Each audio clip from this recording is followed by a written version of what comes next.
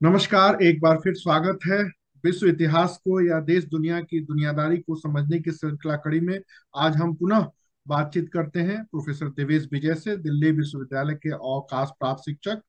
पिछली कड़ी में हम लोगों ने बातचीत की थी कि पूरी दुनिया में जिस प्रकार के बदलाव हो रहे हैं, चाहे वो यूरोप हो, चाहे वो अमेरिका हो या अफ्रीका हो, उनकी कुछ प्रमुख उत्तरदायी कारण क्या है। और इसी सिलसिले में हम लोगों ने बातचीत की थी चीन के बारे में। चीन किस प्रकार दुनिया को चुनौती दे रहा है, भारत को चुनौती दे रहा है। इन सारे पहलुओं की बातचीत करने के बाद हम फिर आते हैं मिडिल ईस्ट या अरब प्रायद्वीप पर। सर, मेरा ये पूछना है कि अरब प्रायद्वीप पिछले कई हजार सालों से उथल पुथल के दौर से गुजर रहा है। तो एक प्रमुख जो आइडियोलॉजी है, जैसे अभी लेबनान में दो समूह के बीच में काफी द्वंद्व देखने को मिल रहा है। यही हाल ईरान का भी है, इराक का भी है, सीरिया का भी है। तो लगभग इस्लामिक वैल्यू को लेकर के प्रॉब्लम क्या है, जिसकी वजह से वो स्वयं अपने में भी समस्याएं को जन्म दे रहे हैं, और दूसरी अन्य सभ्यताओं के साथ भी इनका एक कोऑर्डिनेशन या समन्वय या सह अस्तित्व नहीं हो पा रहा है। तो प्रॉब्लम क्या देख रहे हैं सर आप इसमें? लेबनान में वास्तव में बहुत समय से अंतर विरोध चल रहे हैं। गृह युद्ध भी रहा 70 के दशक में खास तौर पर। और बीच में कुछ समय के लिए समन्वय बन गया था। पर अभी दोबारा से डेमोग्राफिक परिवर्तन के कारण वहां पर ईसाई और शिया और सुन्नी मुस्लिम तीनों समुदाय हैं। और इनमें अब ईसाई समुदाय की संख्या पहले ज्यादा थी पर अब कम हो गई। तो जो सत्ता पहले ज्यादातर ईसाइयों के हाथ में थी उसको चुनौती देने के लिए खासतौर पे जो सुन्नी समाज है वहाँ का, उसने आंदोलन इत्यादि किए। और मिलीजुली सरकारें बहुत स्थिर नहीं रह पा रही। तो यही मुख्य कारण है। पर तुमने बहुत अच्छा सवाल किया कि ये एक पैटर्न रिपीट हो रहा है पूरे मिडिल ईस्ट। ये केवल लेबनान की समस्या नहीं है। गृह युद्ध इराक में भी चल रहा है, और ईरान और इराक का युद्ध, फिर सऊदी अरेबिया और ईरान की बहुत पुरानी दुश्मनी। तो ये समस्या से देखा जाए तो एशिया काफी हद तक, माफ कीजिए, मध्य पूर्व, ये काफी हद तक ग्रस्त रहा है। तो इसका एक प्रमुख कारण ये है कि जो मॉडर्निटी की के स्तंभ हैं, जो मुख्य सिद्धांत हैं जैसे डेमोक्रेसी, ये यहाँ पर अभी तक अडेप्ट नहीं किए जा सकते। इसी तरह से कॉन्स्टिट्यूशनल गवर्नमेंट, ह्यूमन राइट्स, इनका समन्वय अभी तक उस तरह से नहीं हो पाया है यहाँ के देशों में। और इसीलिए ये समस्याएं अभी तक हम बार बार पनपती देख रहे तो क्या फ्यूचर लग रहा है कि क्या सर, जो मॉडर्निटी की आप बात कर रहे हैं, आखिर ये भी तो सेमेटिक रिलीजन का एक पार्ट है। तो जो प्रॉब्लम क्रिश्चियनिटी में थी या जुडिज्म में थी, वही प्रॉब्लम आज इस्लाम फेस कर रहा है या इस्लामिक वैल्यूज फेस कर रहे हैं। तो क्या आपको लगता है कि या इसमें भी कोई रेनेसा होगा, इसमें भी कोई रिफॉर्म होगा, जिस प्रकार के रिफॉर्म यूरोप में क्रिश्चियनिटी गुजरी? तो इस प्रकार का क्या सुधार दिख रहा है आपको अगले कुछ सालों में, मिडिल ईस्ट से लेकर के, मध्य पूर्व से लेकर के अफगानिस्तान और ढाका तक? हैं। फ्यूचर प्रेडिक्ट करना तो मुश्किल होता है क्योंकि बहुत सारे कारक और चांस का एलिमेंट हमेशा इकट्ठा प्ले करता रहता है। पर लॉन्ग टर्म में जरूर कहा जा सकता है कि यहाँ भी समन्वय बनने की काफी उम्मीद है। और उसके चिन्ह हमें जैसे सऊदी अरेबिया इत्यादि में जो अभी कुछ सुधार किए जा रहे हैं उनमें नजर भी आने लगे। लेकिन दूसरी तरफ एक्सट्रीमिज्म का भी उन उन्माद बढ़ा है। और टेररिज्म आधुनिकता के इंस्ट्रूमेंट्स को ही इस्तेमाल करके और हावी हो रहा है। तो ये एक द्वंद्व है इस पूरे क्षेत्र में, और कुछ हद तक पूरी दुनिया में है, यहाँ थोड़ा ज्यादा है। और लॉन्ग टर्म में काफी उम्मीद है, क्योंकि कई बार अंतराल में अ, अवनति होना जरूरी होता है, उससे निकल के ही लेसन ले पाते हैं। वरना जो स्थापित संस्थाएं हैं, मान्यताएं हैं, वो आसानी से बदलती नहीं है जब तक कि बड़ा विनाश ना हो। तो कई बार बल्कि यूरोप का रेनेसा भी इसी तरह से हुआ था। यूरोप में करीब 1000 साल तक, कुछ लोग तो अंधकार युग कहते हैं, लेकिन शायद उसे अंधकार युग किसी को भी कहना उचित नहीं लगता है। पर हाँ, जो वैचारिक उत्थान हमने ग्रीक रोमन सभ्यताओं में देखा था प्राचीन काल में, वो प्रायः लुप्त हो गया था मध्यकाल यूरोप। और फिर रेनेसा 1400 के बाद से शुरू होता है। तो बीच में बहुत ज्यादा वहां पर हिंसा और अव्यवस्था रही, और उसी से सबक लेकर फिर नई सोच निकली। तो हो सकता जी। है कि अव्यवस्था का काल थोड़ा लंबा यहाँ भी गुजरे, लेकिन हम्म। आधुनिकता ने हमें, और खासतौर पे इंटरनेट ने और ग्लोबलाइजेशन जो अब नॉलेज में भी हो रहा है, उसने ऐसी कुछ उम्मीदें जगाई हैं कि शायद पुनरुत्थान अ, तीव्रता से तुलनात्मक रूप में हो पाए। जी। अब बात करते हैं सर एक और एशियाई देश उत्तर कोरिया के बारे में। तो उत्तर कोरिया को लेकर सर मेरे कुछ प्रश्न हैं कि उत्तर कोरिया इतना उदंड क्यों है। दूसरा, हॉलीवुड की फिल्मों ने उत्तर कोरिया को एक राक्षसी देश बना करके हमारे सामने रखा है, और चीन उसे लगातार प्रमोट किए जा रहा है। और जापान से उत्तर कोरिया को लेकर के इतनी नफरत क्यों है, और पूरे एशियाई प्रायद्वीप में खासकर ईस्ट एशिया में उत्तर कोरिया समस्या का एक बहुत बड़ा कारण समय समय पर हमारे सामने आता है। तो और भारत के साथ उसके रिलेशन अभी फुलफिल क्लियर नहीं हो पा रहे हैं। कभी हमें लगता है कि वो मित्र देश रहा है या तटस्थ देश रहा है, कभी न्यूज आती है कि उत्तर कोरिया ने ही पाकिस्तान को मिसाइल दी है। तो उत्तर कोरिया को लेकर के सर आपका क्या कहना है इस सारे एंगल को देखते हुए। नहीं, उत्तर कोरिया क्योंकि एक न्यूक्लियर एम्पावर्ड रेजीम है, इसलिए हम्म। वो एक चिंता का विषय तो है। और जो उसकी उद्दंडता जैसा तुमने कहा, या उसकी आक्रामकता है, अ, उसका मुख्य कारण है, छोटा होते हुए भी वहां पर एक डायनेस्टिक डिक्टेटरशिप। दूसरा कारण यह है कि वहां पर आर्थिक तरक्की बहुत कम हुई है। जी। अ, कम्युनिस्ट सरकारों में वैसे तो आमतौर पर आर्थिक उत्थान पूंजीवादी राष्ट्रों की तुलना में काफी पीछे रह गया था। जैसे जापान चीन से कहीं ज्यादा तेजी से विकसित हुआ। चीन ने जब उदारीकरण किया तभी विकसित हो वहां पर विकास की अ, गति तेज हुई। इसी तरह से पूर्वी जर्मनी कम्युनिस्ट था, बहुत वहां पर आर्थिक परेशानियां थी, जबकि पश्चिमी जर्मनी उसी का उसी संस्कृति से निकला, उसी का आधा हिस्सा, वो पूंजीवादी बना तो बहुत तेजी से प्रगति हुई वहां पे। तो कम्युनिज्म एक तो उसकी आर्थिक अवनति का एक बहुत बड़ा कारण है। और दूसरा, वहां पे चाइना की तरह से रिफॉर्म भी नहीं हुए हैं, मिडिल क्लास नहीं है।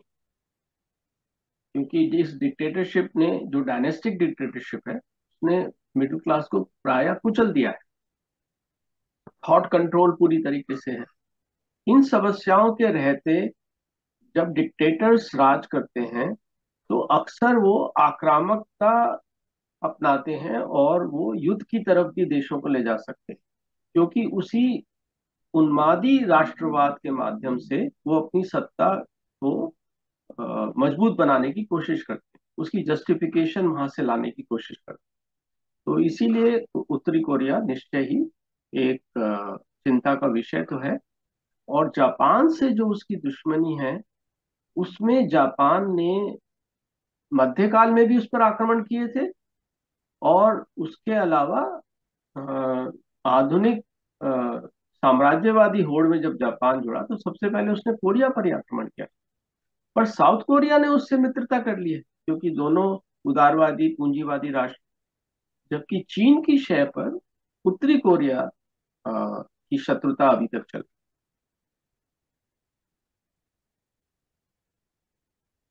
है, क्या उसमें कोई उनका धार्मिक एंगल भी है? इसके बारे में हमें जानकारी नहीं मिलती। जैसे भारत और पाकिस्तान के बीच में लोग चाहे जो भी कहें, लेकिन एक इसमें मजहबी संघर्ष का एक बहुत बड़ा बैकग्राउंड हमारे सामने हजार सालों का है। ठीक है सर, उसी तरह भारत और बांग्लादेश का है, लेकिन भारत और नेपाल के बीच में कहीं कोई बैर भाव लोगों के स्तर पर नहीं दिखता है।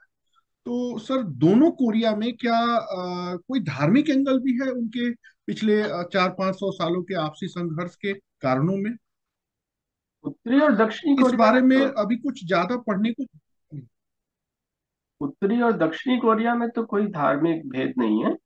दोनों में वही कन्फ्यूशनिज्म और बुद्धिज्म का मिश्रण जो चीन हम्म, में भी नजर आता है, पर चीन में ताओइज्म का भी असर था। और अब तो लेकिन पूरी तरह से कम्युनिस्ट देश ये बन गए हैं उत्तरी कोरिया और चीन। इसलिए वो धर्म के विरोधी हैं। धर्म वहाँ स्वतंत्रता नहीं है। पर दक्षिणी कोरिया में, जापान में धर्म की स्वतंत्रता है। तो इसको लेकर हम्म, तुमने सही कहा, एक धार्मिक अ, विरोध और अ, शत्रुता का भाव भी आ गया है। क्योंकि ये नास्तिक मान्यताओं वाले रेजीम्स हैं।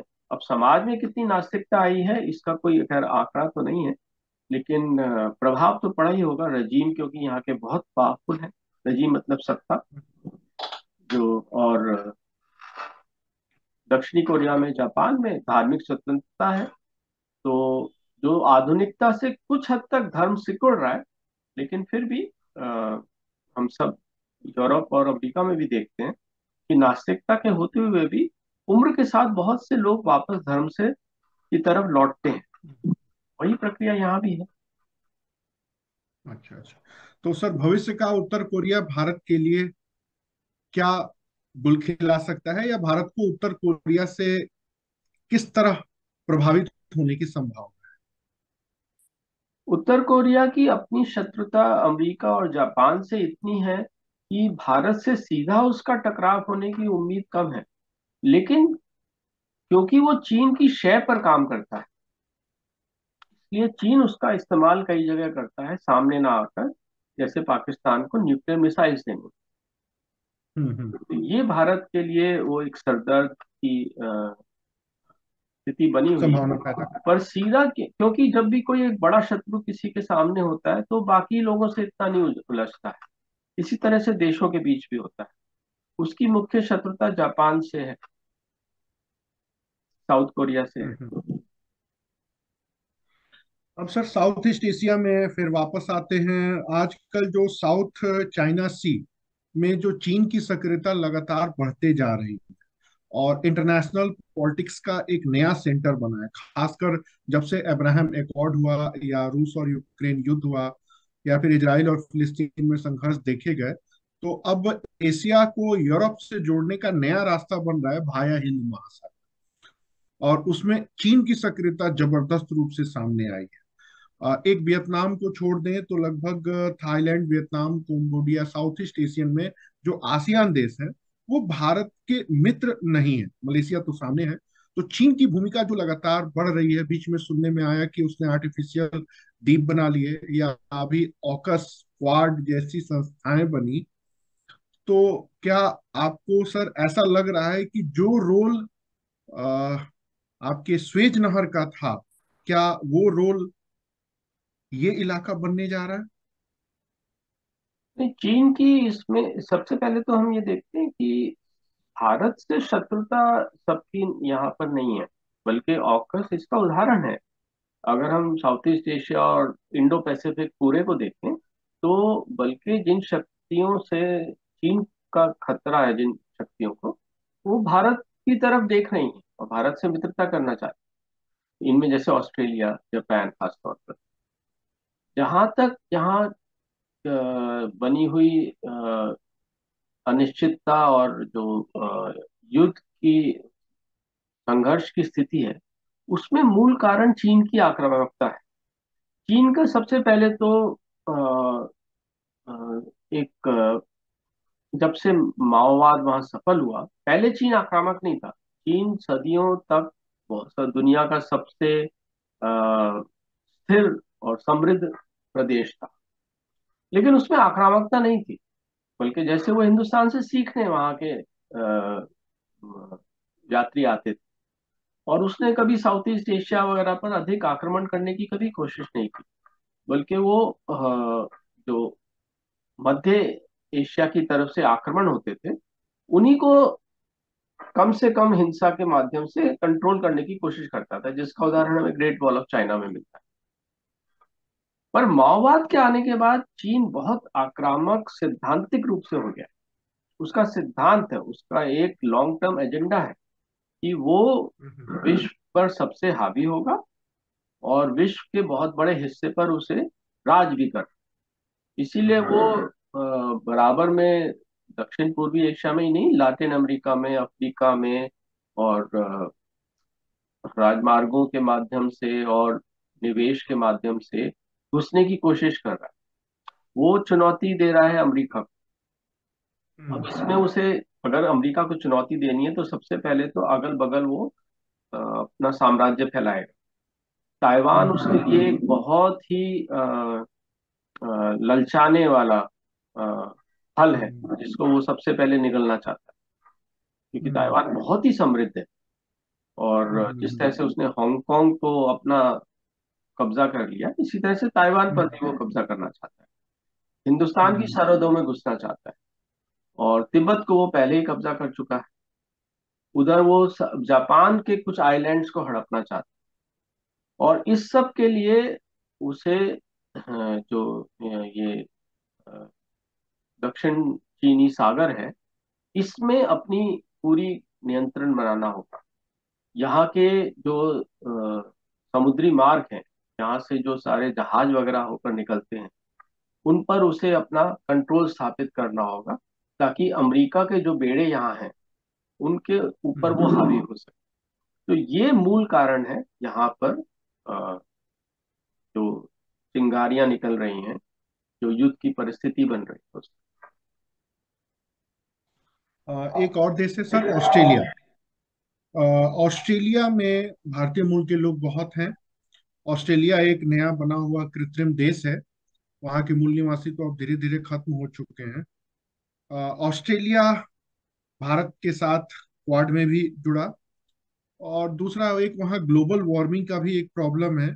बीच में रविशंकर, श्री श्री रविशंकर जैसे बड़े लोगों ने इसकी कनेक्टिविटी भारतीय सभ्यता से दिखाई थी, महाभारत वॉर से भी जोड़ा था। तो क्या ऑस्ट्रेलिया कभी भारत से जुड़ा रहा, और या फिर ऑस्ट्रेलिया का भविष्य क्या दिखता है विश्व की संस्कृतियों को देखते हुए, कि क्या ग्लोबल वार्मिंग अगले कुछ सालों में ऑस्ट्रेलिया के अतीत, वर्तमान, भविष्य सबको समाप्त कर देगी? तो ऑस्ट्रेलिया को लेके हम अपनी क्या समझ बनाए सर? ऑस्ट्रेलिया का भारत से संबंध सबसे महत्वपूर्ण है। कॉमनवेल्थ के हम दोनों राष्ट्र हैं, हिस्से हैं। और ऑस्ट्रेलिया बहुत ही समृद्ध समाज है, बहुत छोटी जनसंख्या है, दिल्ली से थोड़ी सी ज्यादा जनसंख्या है शायद। कहते हैं हर 10 साल में जितना हिंदुस्तान बढ़ जाता है, वो ऑस्ट्रेलिया की जनसंख्या अ, हम्म। उससे ज्यादा है। तो समृद्ध बहुत है। इसके बाद रिसोर्सेज बहुत ज्यादा है, खासतौर पर मेटल्स वगैरह के यहाँ पर बड़े महत्वपूर्ण खदानें हैं। और डेयरी प्रोडक्ट्स इसका बहुत बड़ा एक्सपोर्ट है। तो जनसंख्या छोटी होने के कारण और रिसोर्सेज में रिच होने के कारण ये एक बहुत ही समृद्ध, और एक दुनिया के ऐसी जगहों में जहाँ पर माइग्रेशन अभी भी उतना मुश्किल नहीं है, लिमिटेड, लेकिन वो माइग्रेंट्स को इनवाइट करते हैं। कनाडा दूसरा राष्ट्र है जिसमें यहाँ पर ये एक ओपन नीति है। यूरोप अमेरिका में भी माइग्रेंट्स बहुत जाना चाहते हैं, पर वो ज्यादा नियंत्रित रखते हैं, एक्सेप्ट कि वहां पर रिफ्यूजीज को लेने की जरूरत जब तक ना पड़ जाए। तो ऑस्ट्रेलिया से भारत की बड़ी अच्छी मित्रता रहने के चांस हैं। और कॉमनवेल्थ के अलावा जो हमारा साझा शत्रु है चीन, उसके आक्रामकता को रोकने के लिए दोनों देशों का साथ होना बहुत ही एक अच्छी बात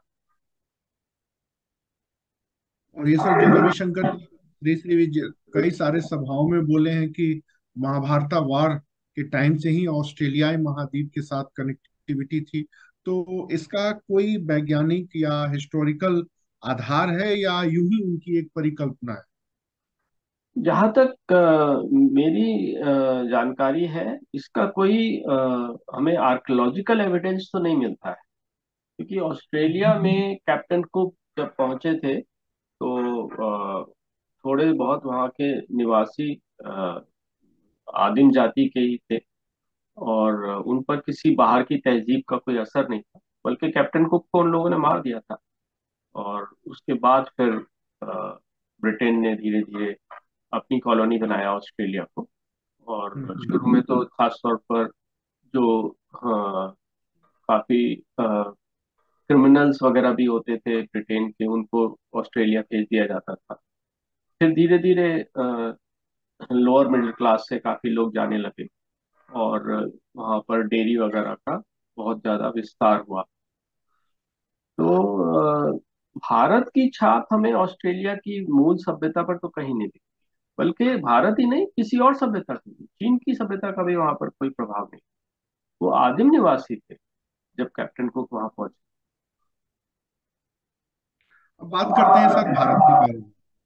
2014 के बाद से जो परिदृश्य बदला है, उसके बाद से भारत के इतिहास, भारत की संस्कृति, भारत की विरासत, भारत के को लेकर के जो एक समझ बनी थी, और हमारे लेफ्ट आइडियोलॉजिस्ट लोगों ने पिछले 70-72 सालों से जो भारत का अतीत हम लोग के सामने रखा, उसको लेकर के अभी क्या परिवर्तन आया है? इसमें व्हाट्सएप यूनिवर्सिटी का बहुत बड़ा कंट्रीब्यूशन है। कुछ चीजें गलत भी हो सकती हैं, लेकिन इतिहास की जो चीजें या भारत को लेके जो एक समझ बनाई गई थी वो तो अब बदली है। तो अब जैसे किताबों के बदलाव की बात कर रहे हैं, तो 2014 के बाद से भारत के अतीत, भारत की विरासत और भारत की संस्कृति को लेकर के क्या बदलाव आया है, और ये बदलाव किस तरफ जाएगा? भारत की सांस्कृतिक पहचान और हमारे इतिहास लेखन पर काफी समय तक पहले अंग्रेजी उपनिवेशिक प्रभाव रहा। उसके बाद फिर आजादी के बाद, जिसको नेहरूवियन कंसेंसस कह सकते हैं, जिसमें लेफ्ट और सेक्युलर डेमोक्रेटिक नेहरूवियन विचारधाराएं, ये दोनों काफी हावी रही। और इसका एक सबसे अच्छा उदाहरण है जवाहरलाल नेहरू यूनिवर्सिटी जैसी बनी, और उसमें मार्क्सवादियों को जैसे अच्छा स्थान मिला।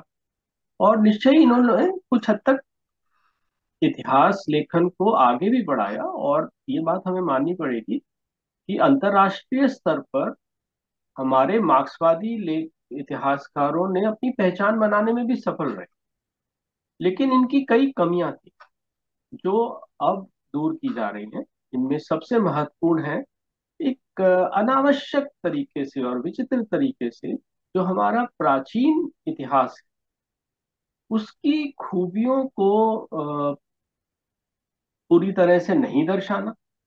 और उसके विपरीत जो मध्यकाल में सल्तनत और मुगल साम्राज्य, उनकी बुराइयों को छिपाते हुए और उनकी खूबियों को बहुत ज्यादा उनका बखान करना।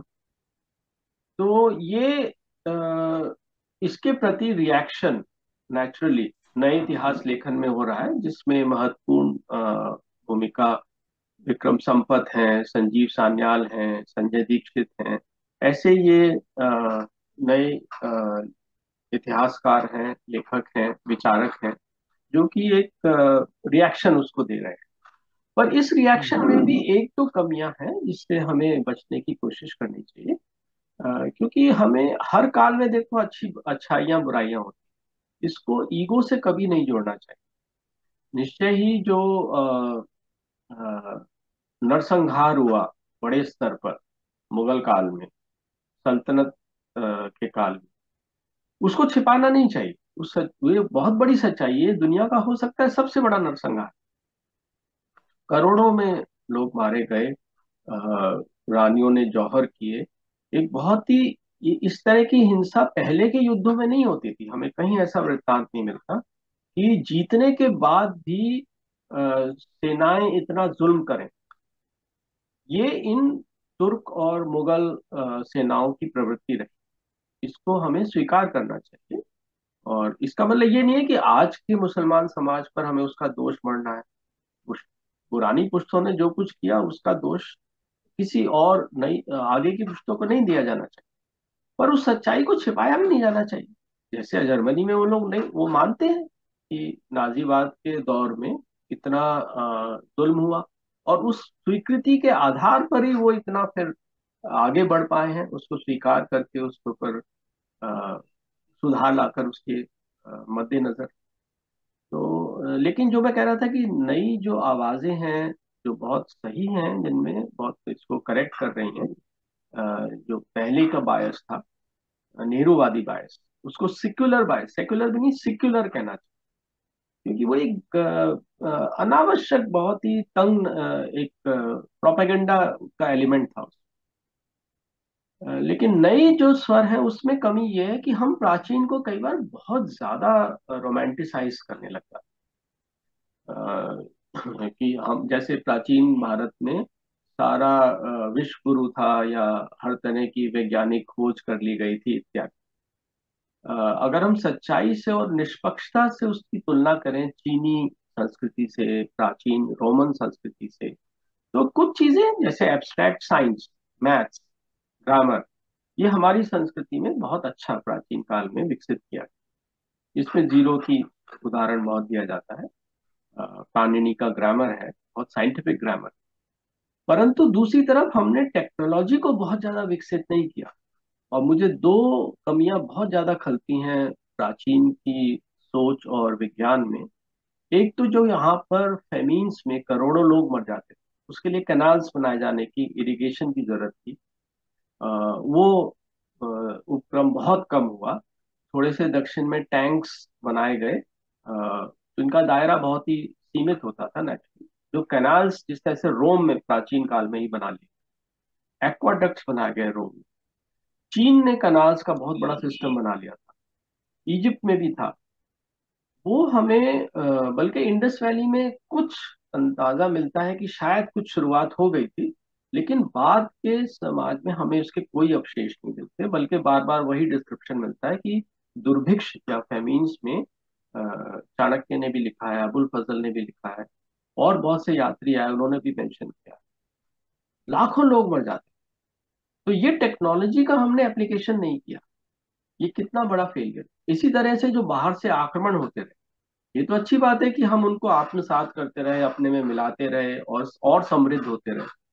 लेकिन अ, जो नरसंहार होता था उसके साथ, उस समस्या को हम लोग टैकल नहीं कर पाए। और खासतौर पे जब फिर ये अरब और बाद में तुर्क और फिर मुगल आक्रमण हुए, उनसे जितना बड़ा जो हमने कहा नरसंहार हुआ, उस समस्या को हम लोग बहुत अच्छे से टैकल नहीं कर। इसका मतलब ये नहीं कि हम लड़े नहीं, और या हम सफलता से भी लड़े। राणा प्रताप, शिवाजी, रंजीत सिंह इसके उदाहरण है। लेकिन बहुत ये सफलता बहुत मराठों से पहले तो खास तौर पर बहुत कारगर नहीं साबित हो पाई। और इसका एक बहुत बड़ा कारण साफ दिखता है कि राजनीतिक जो हमारा चिंतन है उसमें स्ट्रेटेजिक प्लानिंग एक बहुत बड़ा शून्य है। तो हमें एक बैलेंस अपनाना चाहिए। अ, निष्पक्षता से प्राचीन और मध्यकाल दोनों को देना चाहिए, और अच्छा है ये मंथन हो रहा है, इससे इतिहास लेखन और ज्यादा समृद्ध हो। लेकिन अपनी इतिहास की किताबों में जो दौर हमारे सामने आ रहा है, तो एक और बात कही जा रही है, जिसको शशि थरूर जैसे विचारकों ने भी मेंशन किया था कि now you are going in Hindu Pakistan या सैफरन टेरर या हिंदू तालिबान वगैरह वगैरह। तो अगर ये सारी बातें पुस्तकों में आ जाएंगी तो मध्यकाल या इस्लामिक जो भी इन्वेंशन हुए, वो सारी बातें अगर पुस्तकों में दी गई तो ऐसा नहीं लगता कि जनसंख्या का एक बहुत बड़ा भाग अपने आप को कटा महसूस करेगा। एक नैरेटिव चला है मुल्क में पराया मुस्लिम।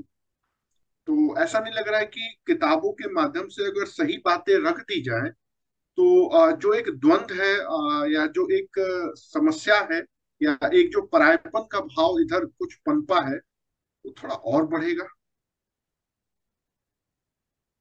पहला बात तो मैं ये कहना चाहूंगा कि तालिबान से तुलना करना, जो हमारे बहुत उग्र हिंदुत्ववादी भी हैं, उनकी भी तालिबान से तुलना नहीं की जा सकती। एक बात तो बहुत स्पष्ट होनी चाहिए कि उग्र हिंदुत्ववादी, जिनसे मैं एग्री नहीं करता, लेकिन वो भी एक तो माइनॉरिटीज के खिलाफ नहीं, वो इस्लाम को के प्रति उनमें थोड़ा शंका और भय भी है और विद्वेष भी है। लेकिन कई बार ये कहा जाता है माइनॉरिटीज के खिलाफ है, ऐसा बिल्कुल नहीं। ये उसकी एक अच्छी बात। और इस्लाम के प्रति विद्वेष भी सब हिंदुत्ववादियों में नहीं है। मोहन भागवत से लेकर मोदी तक बार बार ये स्वर सामने आता है उनका कि वो सबको साथ लेकर चलना चाहते हैं, उनमें विद्वेष की भावना नहीं है। लेकिन जो तुष्टीकरण पहले हो रहा था उसको वो खत्म करना चाहते हैं। और दुर्भाग्य से एक नेहरू नेहरू और उसके बाद इंदिरा गांधी जी के समय में वोट बैंक की राजनीति के चलते तुष्टीकरण कुछ हमारे अ, मौलाना क्लास का किया गया। इसको करेक्ट करना कोई अनुचित बात नहीं कही जाएगी। जैसे मैंने अभी उदाहरण दिया था कि हमारे इतिहास लेखन में ये इंस्ट्रक्शन पेपर सेटर्स को दिया गया, सीबीएसई की तरफ से शायद, या जेएनयू से आया था, कि जिसका उल्लेख अभी कुछ उसी मीटिंग में मौजूद लोगों ने किया कि आपको औरंगजेब को ज्यादा आलोचना नहीं करनी है और शिवाजी की ज्यादा प्रशंसा नहीं करनी। सवाल इस तरह से सेट करने हैं। अब ये शिवाजी की प्रशंसा नहीं करनी है, ये कितना ज्यादा दुराग्रह जाहिर करता है। तो ये इस अपीजमेंट का उदाहरण है जो कि हिंदुत्ववादी करेक्ट करना चाहते हैं। पर कुछ हिंदुत्ववादी ऐसे भी हैं जो कि विद्वेष रखते हैं इस्लाम से। बल्कि मैं तो कहूंगा विद्वेष भी रखते हैं, पर उनको अगर हम ध्यान से सुने तो उनमें कुछ भय भी है इस्लाम को लेकर। तो इधर आते हैं। एक वो हैं जो कि तुष्टीकरण और जो दुराग्रह पुराने इतिहास लेखन में और नीतियों में रहा, उसको खाली दूर करना चाहते हैं। पर कुछ उग्र हिंदुत्ववादी भी हैं जिनमें विद्वेष है। और ये मुझे लगता है कि समय के साथ जरूर अ, अ, जैसे प्रधानमंत्री के जिस तरह के अ, वो वक्त बातें आती पे आते रहे हैं, वो उसको हैं जी। बैलेंस करने का पूरा प्रयास कर। अब सर फिर चलते हैं थोड़ा सा विचारधारा के ऊपर। मेरा एक प्रश्न है। एक शब्द है मॉडर्निटी या आधुनिकता, ये बहुत कंफ्यूजन क्रिएट करता है। तो मेरा ये प्रश्न है कि मॉडर्निटी के क्या मायने और हम इससे कैसे प्रभावित हैं। क्योंकि आप कल्चरल हिस्ट्री के एक्सपर्ट हैं, तो थोड़ा सा मॉडर्निटी के बारे में हम लोगों को बताएं, आधुनिकता के। आधुनिकता भाववाचक संज्ञा के रूप में जो हम देखते हैं, एक तो विशेषण के रूप में इस्तेमाल होता है modern, modern person, modern fashion. वहां इसका अर्थ होता है जो लेटेस्ट है, जो स्वच्छंद है, लेकिन आधुनिक युग और या आधुनिकता की जब हम बात करते हैं तो वो विशेष काल के लिए इशारा करता है, जिसमें अ, तीन हमें भाग देखने चाहिए: अर्ली मॉडर्न, मॉडर्न और आज पोस्ट मॉडर्न। तीनों के कुछ अलग अलग विशेषताएं हैं, पर इन सब की एक खास बात यह है कि मॉडर्निटी ने, आधुनिकता ने परिवर्तन की रफ्तार बढ़ाई। आधुनिकता मध्यकाल से वहां अलग होती है जहां परिवर्तन की गति तेज हो जाती है। और साथ ही वेलकम सुरक्षा जी। हम लोग अभी चर्चा कर रहे हैं आधुनिकता के मायने क्या हैं, अ, और इसका इतिहास से क्या संबंध है। तो ओंकार जी ने बड़े अच्छे सवाल पूछे हैं। अभी विश्व के अलग अलग हिस्सों के बाद अब आधुनिकता की विशेषताओं पर बात कर रहे हैं। तो इसमें खास जो विशेषताएं हैं आधुनिकता की, एक तो जैसे मैंने कहा, परिवर्तन की गति तेज हो गई। जी परिवर्तन स्टोन एज से ही शुरू हो गया था, पर जी लाखों साल में आग को इस्तेमाल सीखा गया, पहिए का बनाना सीखा गया, समझा गया। इस फिर हजारों साल में कृषि जब शुरू हो गई, उसके बाद हजारों साल में परिवर्तन आते थे, साम्राज्य टूटते बनते थे, एस्ट्रोनॉमी, एस्ट्रोलॉजी, इन सब का विज्ञान का कुछ विकास हुआ, लेकिन बहुत धीमी गति। लेकिन अ, अमेरिका इत्यादि की खोज के बाद से और पुनर्जागरण का जो अ, अ, आगमन हुआ यूरोप, उससे ये गति तेज हुई। और गति के साथ साथ इसका विस्तार सार्वभौमिक ग्लोबल होता गया। ये दो इसकी विशिष्ट पहचान। इसके अलावा समाज के चारों पहलुओं में देखते हैं: अर्थव्यवस्था में पूंजीवाद का विकास, राजनीति में सर्व संप्रभु संपन्न सत्ता या सरकारों का विकास, ब्यूरोक्रेटाइजेशन।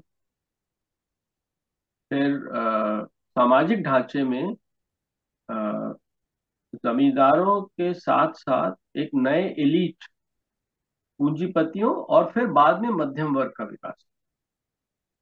और अर्बनाइजेशन, अर्बनाइजेशन आधुनिकता का एक बहुत स्पष्ट उदाहरण है।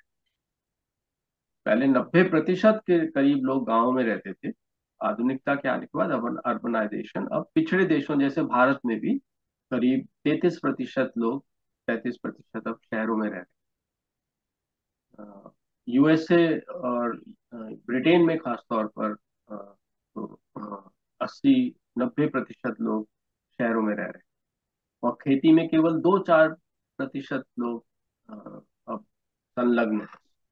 तो ये आधुनिकता का अर्थव्यवस्था में प्रभाव है। फिर संस्कृति मेरा के मेरा स्तर पर। हाँ। हाँ सर, मेरा दूसरा सवाल है कि modernisation and westernisation both are equal या सेम थिंग? क्या दोनों एक ही हैं? नहीं नहीं, बिल्कुल नहीं। हम पहले ये समझ लेते हैं फिर सांस्कृतिक स्तर पर आधुनिकता में क्या परिवर्तन आए। वो है वास्तव में बुनियादी उसका स्तंभ है। वो है तर्कवाद, व्यक्तिवाद, मानववाद का विकास। ये कुछ हद तक हर संस्कृति में इसके पुट मिलेंगे, लेकिन प्राथमिकता देना व्यक्तिवाद, व्यक्ति की स्वतंत्रता को, उसको अपने निर्णय खुद लेने की आजादी को, ये आधुनिकता ने किया है। मतलब ही तो हर समाज में व्यक्ति होता ही, हमारे मानव प्रकृति है, लेकिन उसको, उसकी आलोचना होती, उसको बुरा माना जाता था हर संस्कृति में। लेकिन आधुनिकता ने इसको स्वीकार्य बनाया है। इसी तरह से मानववाद है, उसकी प्राथमिकता है। हम हमेशा ही अपनी इस दुनिया को सुंदर बनाने की हर संस्कृति कोशिश करती है, लेकिन ज्यादातर संस्कृतियों में दूसरे लोग या परलोक को ज्यादा महत्वपूर्ण माना गया। आधुनिकता ये नहीं मानती। और फिर प्रगति में विश्वास, ज्यादातर संस्कृतियों और धर्मों में ये मान्यता रही कि दुनिया पहले अच्छी थी, अब बुरी होती जा रही और प्रलय की तरफ बढ़ रही। लेकिन आधुनिकता प्रगति में विश्वास रखती है।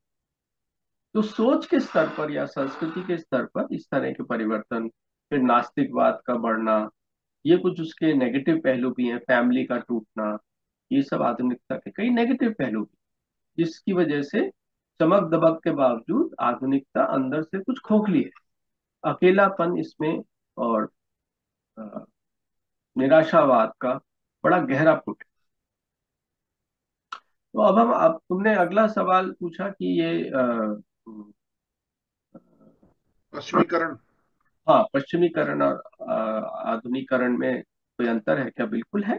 आधुनिकता का मूल और बड़ा स्रोत पश्चिम है, लेकिन पश्चिम में गैर आधुनिकवाद भी है, जैसे एलियट की पोएट्री या नीत्शे की फिलॉसफी, दोस्तोव्स्की के नॉवेल्स, ये आधुनिकता के बहुत बड़े आलोचक हैं, लेकिन ये उसकी माइनर स्ट्रीम है। मेजर स्ट्रीम उसकी आधुनिक। और एक और स्तर पर दोनों एक जैसे, दोनों बराबर नहीं है, क्योंकि गैर पश्चिमी आधुनिकता के भी स्रोत हैं। आधुनिकता जापान से भी आई है। जैसे। हिंदुस्तान, जापान ने टेक्नोलॉजी में, आर्थिक तरक्की में, और कॉरपोरेट एफिशिएंसी में बहुत बड़ा योगदान दिया है। और भारत। भारत ने भी आधुनिकता में योगदान दिया है। हमारा आईटी जो इंजीनियर्स वगैरह हैं, वो तो एक उसका एग्जाम्पल है ही। लेकिन हमारी कुछ प्राचीन जो विरासत है, जैसे योग, जैसे वेजिटेरियनिज्म, जो हमारे प्राचीन तत्व हैं संस्कृति के, वो आधुनिकता उन्हें अपना रही है।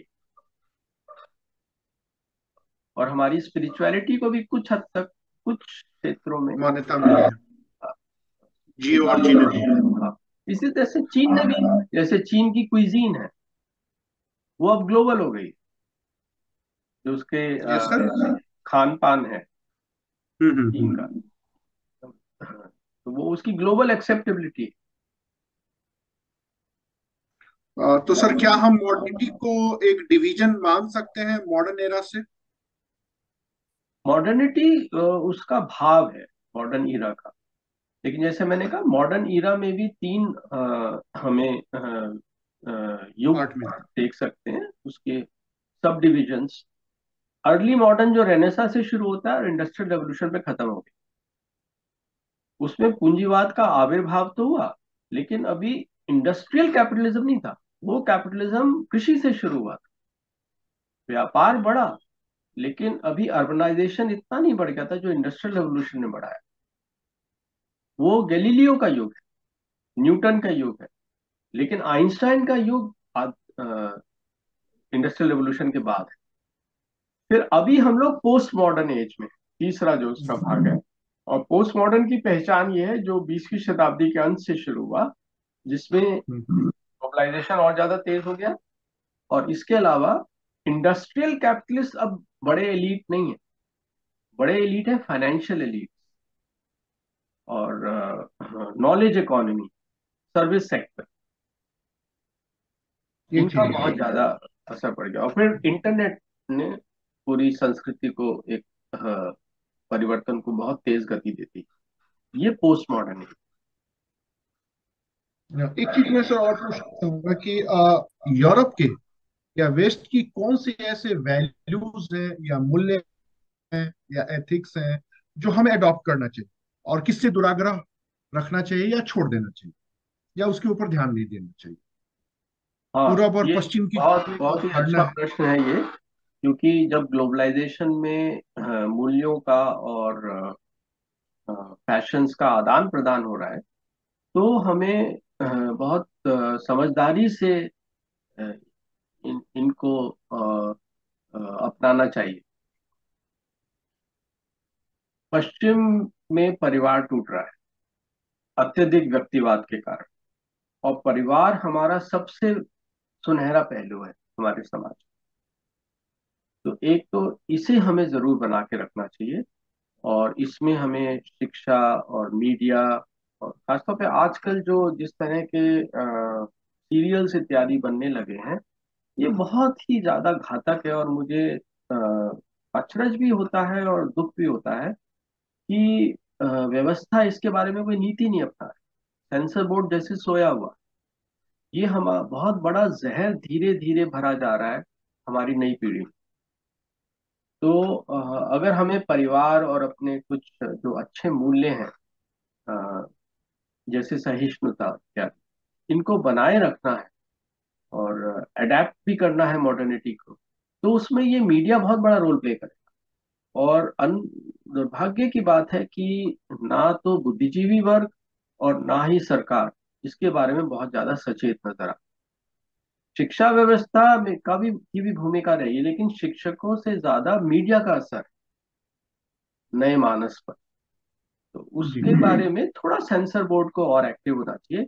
जैसे कि क्राइम को, क्राइम भी वास्तविकता है, लेकिन क्राइम को ग्लोरीफाई करना और इस कदर ग्लोरीफाई करना, जैसे गैंग्स ऑफ वासेपुर, या परिवार में कभी अनैतिक संबंध भी बनते हैं समाज में, लेकिन उनको इतना ग्लोरीफाई करना जैसे हमारे कुछ सीरियल्स करने लगे, ये बहुत ही ज्यादा एक, चिंता की बात जी। है। हाँ, तुमने मॉडर्निटी पूछा ना, के सॉरी, एक तुमने और बहुत इंपॉर्टेंट चीज पूछी कि कौन से मूल्य हमें अपनाने चाहिए। जी तो उनमें सबसे महत्वपूर्ण है एक तो डेमोक्रेसी। डेमोक्रेसी हमारे प्राचीन भारत में थी, लेकिन जब मगध इत्यादि साम्राज्यों शक्तिशाली रूप में ये आगे बढ़े तो हमारे डेमोक्रेसीज खत्म हो गए। वो बहुत छोटे स्तर पर, लिच्छवी ट्राइब या वो ट्राइबल स्टेज में ही थे। वो इन बढ़ते हुए साम्राज्यों का सामना नहीं कर पाए। पर पश्चिम ने दिखाया कि डेमोक्रेसी पावरफुल भी हो सकती है। ब्रिटेन पर आज तक कोई आक्रमण नहीं कर पाया, सफल आक्रमण नहीं कर पाया 1066 के बाद, जब नॉर्मैन कॉन्क्वेस्ट हुआ था ब्रिटेन का। उसके पहले रोमन्स ने आक्रमण किया था। लेकिन जब ब्रिटेन की अपनी सभ्यता उभरी, 1215 में मैग्ना कार्टा हुआ, उसके बाद से राष्ट्रवाद का विकास हुआ, उसके बाद कोई ब्रिटेन पर हिटलर नेपोलियन भी सफल आक्रमण नहीं कर पाए डेमोक्रेसी होते हुए। जबकि डेमोक्रेसी की आमतौर पर ये कमजोरी होती है कि निर्णय लेने में बहुत समय लगता है, इसलिए जी डिक्टेटर्स ज्यादा उसके ऊपर हावी हो जाते हैं कभी। और यही हमेशा बार बार हुआ। डेमोक्रेसी दुनिया में एक्चुअली ट्राइबल स्टेज में सभी जगह थी, बुजुर्ग मिलजुल कर आपस में निर्णय लेते थे, पूरी ये डेमोक्रेसी हर में जगह नहीं। होता है। हाँ, लेकिन वो उसमें जिस तरह का थोड़ा गुटबाजी और कुछ निर्णय लेने में समय लगता है, ये डेमोक्रेसी की कुछ प्रॉब्लम्स हैं। उनके ऊपर बड़े बड़े जब योद्धा, जो बाद में सम्राट बन जाते थे, बहुत हावी हो जाते थे, तो डेमोक्रेसी कहीं बची नहीं। लेकिन पश्चिम ने उसको पावर के साथ एलाई किया, जोड़ा, दोनों का समन्वय किया। ये हमको सीखने की बहुत जरूरत है। इसी तरह से वेलफेयर स्टेट का विकास और ह्यूमन राइट्स का सिद्धांत, कि व्यक्ति के, कुछ सिटीजन के फंडामेंटल राइट्स होते, ये बातें हमारे समाज में चिंतन में उभर के नहीं आई। ये पश्चिम नहीं दी। इसमें नारी की समानता, अब उग्र नारीवाद भी शायद गलत होगा, लेकिन नारी को समान अधिकार मिलने चाहिए, ये हमारे समाज में सैद्धांतिक रूप से नहीं था। हालांकि व्यवहार में प्राचीन भारत में हमें नजर आता है कुछ हद तक, लेकिन पूरी समानता नजर नहीं आती। इसको जी एक सिद्धांत बनाना राजनीति का और नीति का, पॉलिसी मेकिंग का, ये पश्चिम जी है। मॉडर्निटी के कुछ इंडिकेटर्स हैं, जैसे कैपिटलिज्म, सोशलिज्म, डेमोक्रेसी, ह्यूमनिज्म, हम्म। तर्कवाद या वेलफेयर स्टेट। इनको सर कैसे डिफाइन किया जाएगा? सारी चीजें एक दूसरे से जुड़ी हुई, समझ और हमें पाना थोड़ा सा मुश्किल है क्योंकि स्टूडेंट्स को थोड़ा सा डिफाइन करना आना चाहिए। डेफिनेशन कोई बहुत प्रिसाइज होना या उस पर सर्वसम्मति होना जरूरी नहीं है, लेकिन कंसेप्ट जो एब्स्ट्रैक्ट होते हैं उनकी थोड़ी बहुत डेफिनेशन एक ग्रेजुएट स्तर पर होनी चाहिए। तो हम एक एक करके लेते हैं। मानववाद का मतलब है परलोक की बजाय इसी दुनिया को अ, सम्मान से देखना, और अ, इंसान की जो ख्वाहिशें हैं उनको आलोचना करने के स्थान पर उन्हें स्वीकार करना और इसी दुनिया को सुंदर बनाने की चेष्टा करना, ये भिन्न है अ, अ, ज्यादातर संस्कृतियों की धार्मिकता से, जो इस दुनिया को बल्कि एक पाप बोध से देखती हैं। मानव जीवन में ही पाप बोध है। तो ये मानववाद इसके खिलाफ। मानव जीवन में वो गरिमा देखता है और उसको सेलिब्रेट करता है। ये मानववाद जो सबसे पहले हमें ग्रीस और रोम में दिखा, लेकिन उसके बाद फिर अ, एक बड़ा मेडिवल युग में ये अ, अ, इस पे एक्लिप्स हो गया और फिर रेनेसां से दोबारा हो। और इसके बगैर आधुनिकता आगे नहीं बढ़ पाती। आधुनिकता की ये बुनियादी शुरुआत है। फिर हम देखते हैं तर्कवाद। जैसे तर्कवाद तो मैंने बताया था कि तर्क का इस्तेमाल तो जब से टूल्स बनाने शुरू किए ट्राइबल स्टेज में इंसान ने, तभी से हुआ है। तर्क तो इस्तेमाल करता ही है इंसान, वो हमारी प्रकृति में।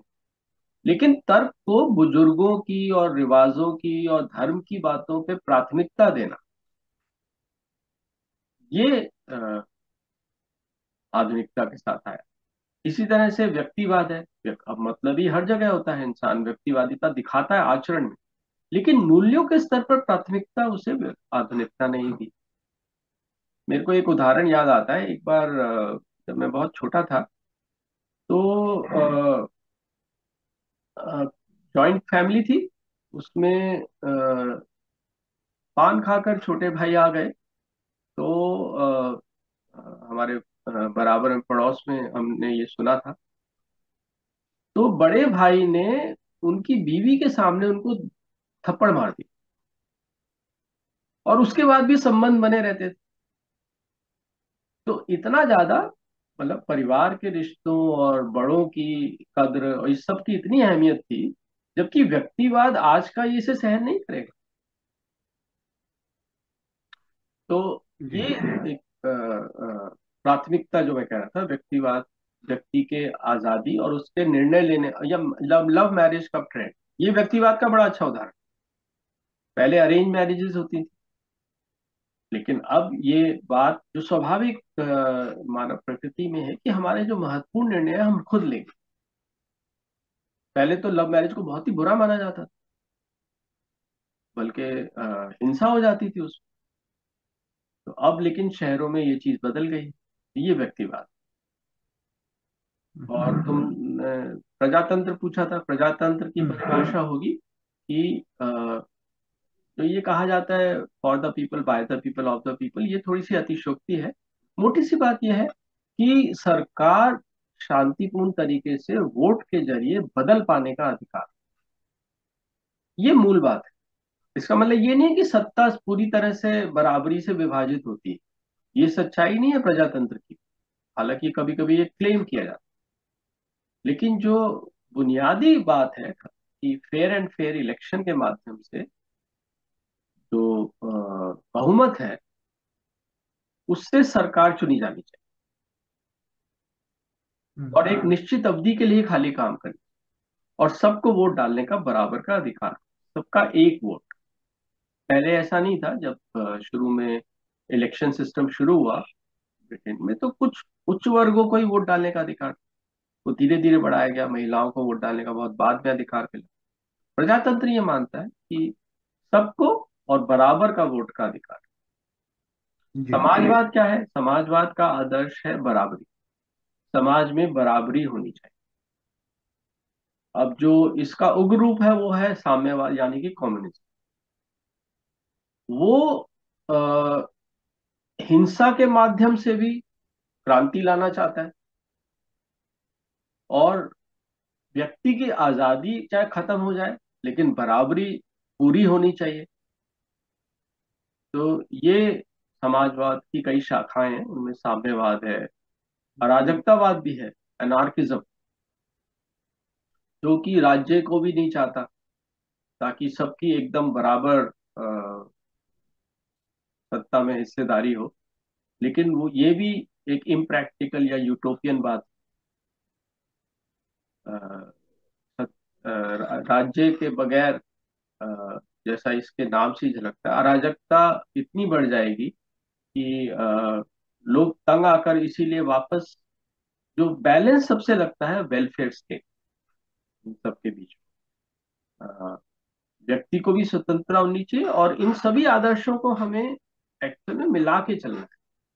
लिबरलिज्म का आदर्श है व्यक्ति की स्वतंत्रता, वो सबसे महत्वपूर्ण है।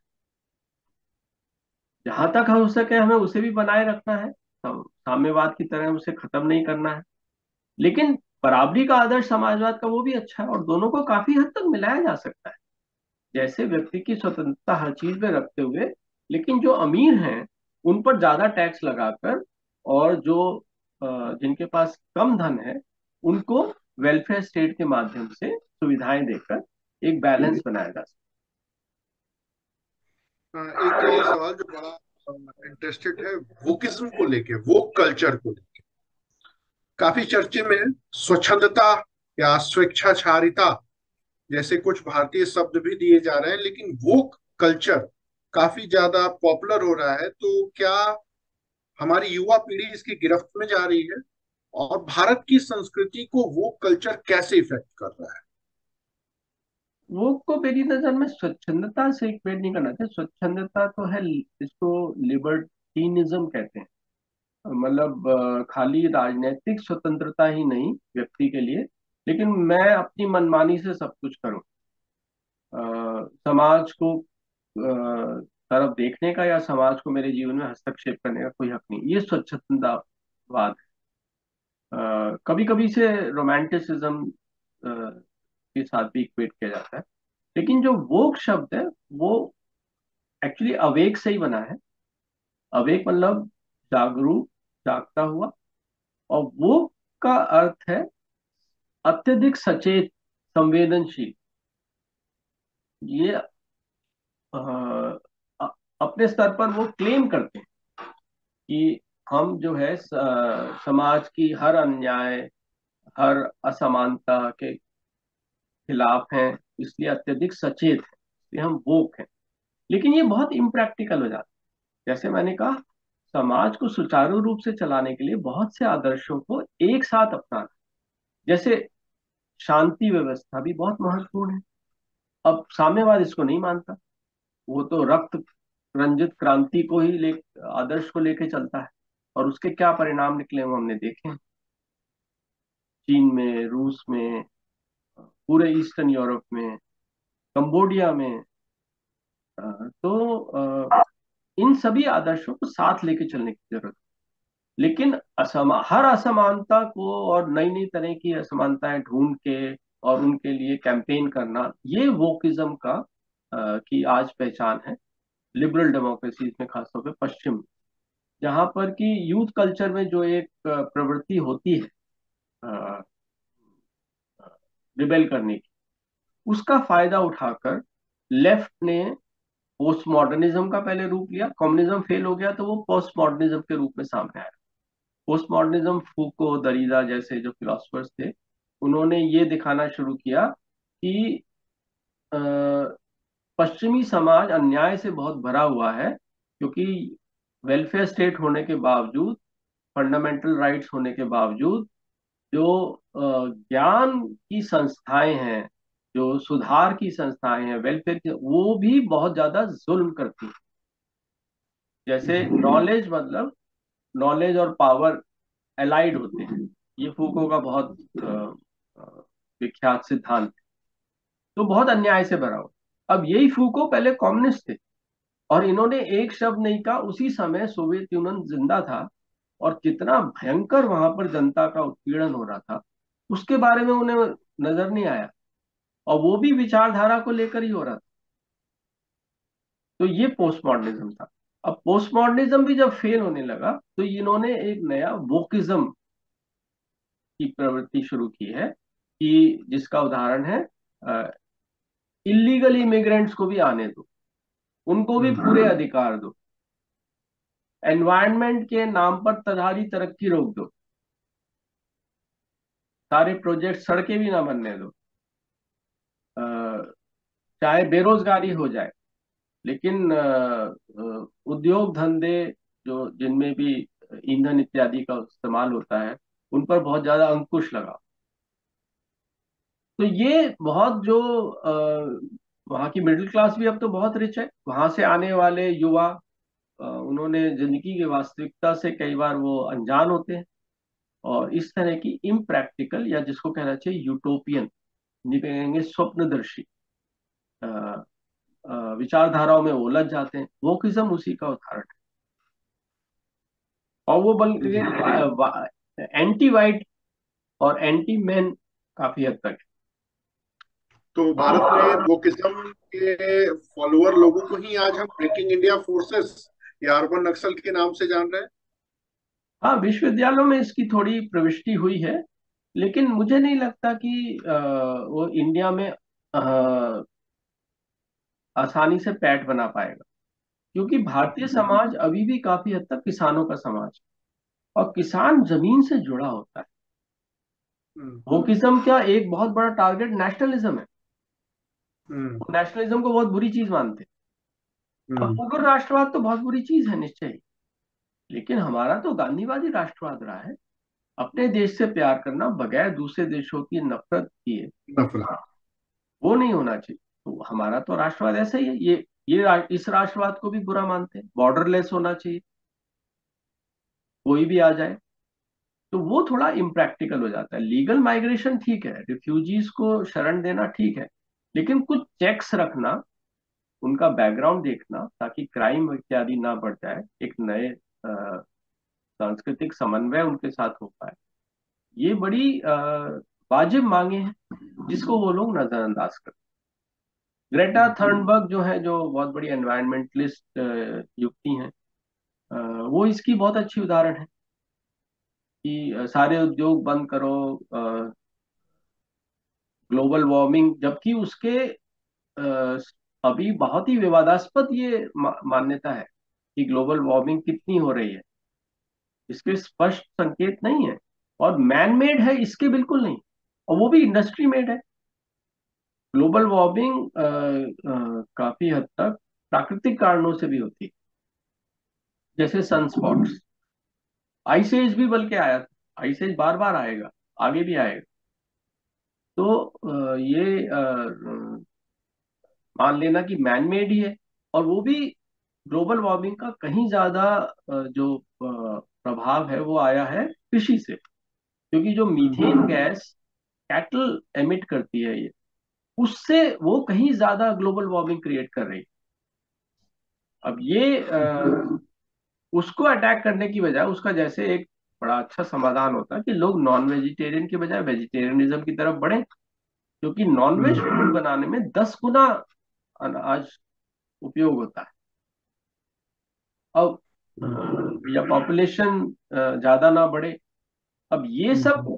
वो करते नहीं, वो खाली बस उनको कंस्ट्रक्शन रुकवाना है, इंडस्ट्रीज रुकवानी है। अ, ये एक मुखौटा हो गया है। और कई बार हिपोक्रिटिकल लगता है, यही लोग अपने प्राइवेट जेट्स में चलते हैं, हम्म। जो कि बड़ा इजीली अवॉइडेबल है, और दुनिया भर में घूम के एनवायरमेंटलिज्म का डंका बजाते हैं, एक ये तो सेलिब्रिटी। वही हो गया कि हलवा पूरी खा के भुखमरी पे भाषण देना। हाँ।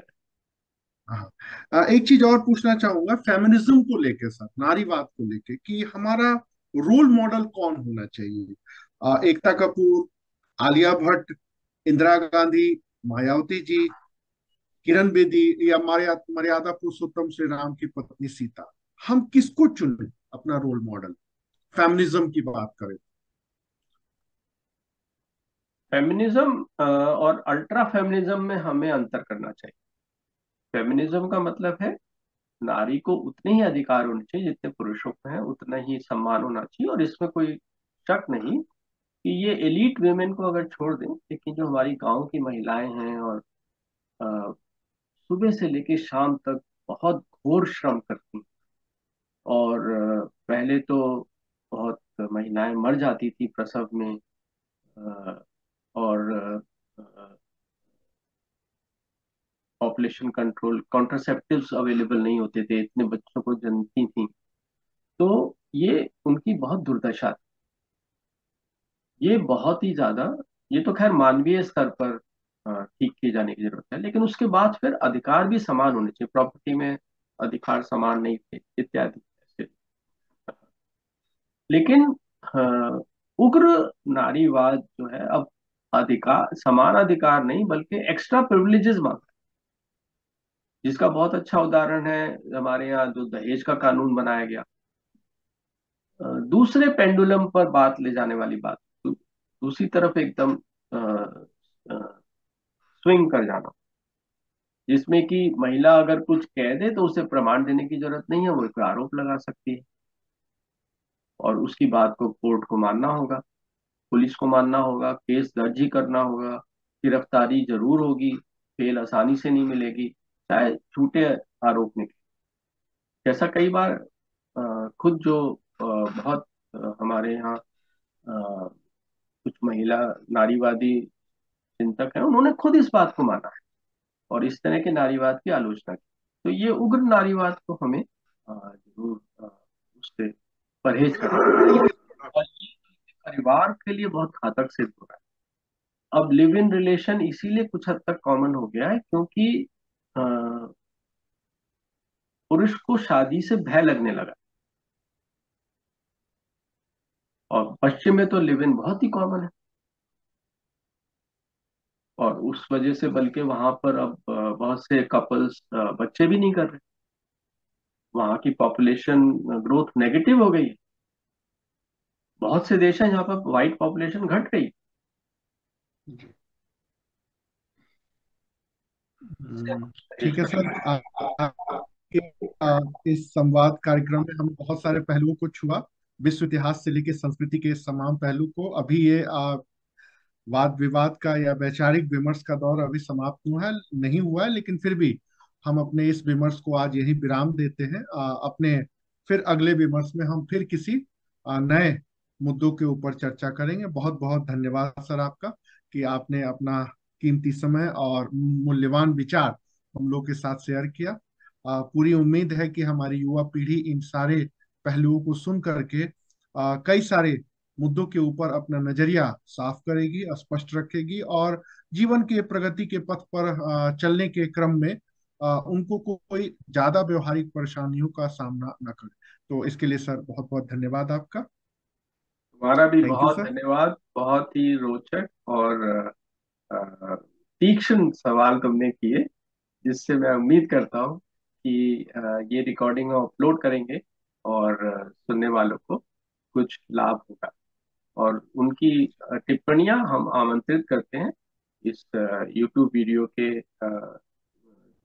कमेंट सेक्शन में जाकर वो अपनी समालोचना अवश्य दें, उसका स्वागत रहे। ठीक सर। धन्यवाद। धन्यवाद।